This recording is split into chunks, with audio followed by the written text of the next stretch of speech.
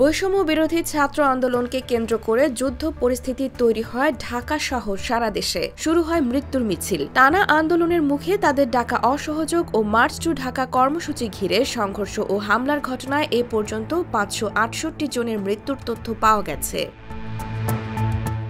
বুধবারও রাজধানীর বিভিন্ন এলাকা থেকে ২৬ জনের মরদেহ উদ্ধার করে ঢাকা মেডিকেল কলেজ মর্গে পাঠানো হয়। এদের মধ্যে ৭ জন পুলিশ সদস্য, ২ জন র্যাব সদস্য, ডিবি সদস্য ১ জন এবং ১ জন আনসার সদস্য রয়েছেন।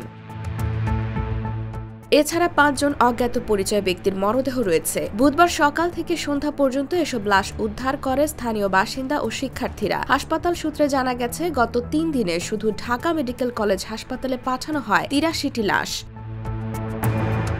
জানা গেছে, ১ জুলাই থেকে শুরু হয় শিক্ষার্থীদের কোটা সংস্কার আন্দোলন। এই আন্দোলন ১৫ জুলাই থেকে সহিংসতার রূপ নেয়। ১৬ জুলাই সংঘর্ষে নিহত হয় ৬ জন।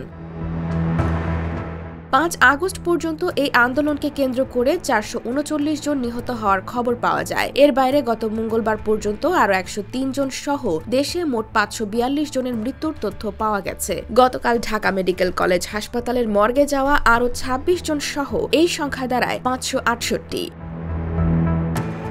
IBTV USA, new York.